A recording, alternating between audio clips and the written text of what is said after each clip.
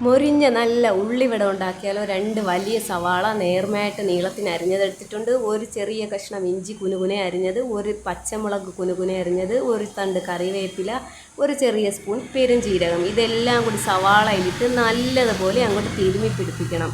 സവാളയുടെ ആവശ്യത്തിനുള്ള ഉപ്പ് കൂടി ചേർക്കണം. എന്നിട്ട് ഇതെല്ലാം കൂടി നല്ലതുപോലെ തിരുമ്മിയ സവാളയിൽ നിന്ന് വെള്ളം വരുന്നവരെ ഒന്ന് തിരുമ്മി പിടിപ്പിച്ച ശേഷം ഒരു 10-15 മിനിറ്റ് ഇതൊന്ന് അടച്ച് വെക്കണം. അപ്പോഴേക്കും ആ സവാളയിലെ വെള്ളം എല്ലാം ഒന്ന് ഊറി വരും. അതിന് വേണ്ടിയിട്ടാണ്. ഇപ്പോൾ ആ സവാള എല്ലാം റെഡിയായി വന്നിട്ടുണ്ട്.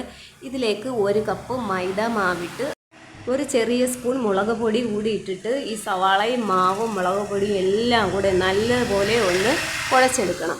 ഇനിയിപ്പോൾ മൈദ മാവും കടലമാവും കൂടി നമുക്കെടുക്കാം. ആ രണ്ടും അരക്കപ്പ് വീതം, അരക്കപ്പ് മൈദമാവ്, അരക്കപ്പ് കടലമാവ്, അങ്ങനെ 1 കപ്പ് മാവ് ഇതിൽ ചേർക്കാം. ഇപ്പോൾ കടലമാവില്ലാത്തത് കൊണ്ട് ഞാൻ മൈദമാവ് മാത്രമാണ് ചേർത്തിട്ടുള്ളത്.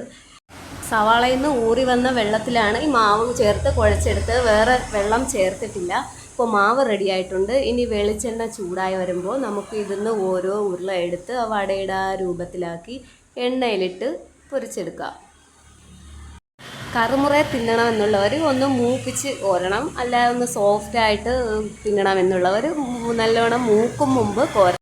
ഞാൻ നല്ലതുപോലെ മൊരിച്ചാണ് എടുത്തിട്ടുള്ളത്. അപ്പോൾ ഈ മഴയത്ത് കട്ടൻ ചായയുടെ കൂടെ നല്ല മൊരിഞ്ഞ ഉള്ളിവടയും കൂട്ടി കഴിക്കാൻ എന്ത് രസമാണെന്ന്. അപ്പോൾ നിങ്ങളെല്ലാവരും ഇതൊന്ന് ട്രൈ ചെയ്ത് നോക്കണം. വീഡിയോ ഇഷ്ടമായെങ്കിൽ ഒന്ന് ലൈക്ക് ചെയ്യണം, നിങ്ങളുടെ ഫ്രണ്ട്സിനൊന്ന് ഷെയർ ചെയ്ത് കൊടുക്കണം. നിങ്ങളുടെ അഭിപ്രായങ്ങൾ കമൻറ്റ് വഴി അറിയിക്കണം. അപ്പോൾ അടുത്ത വീഡിയോയുമായി വീണ്ടും കാണാം. താങ്ക്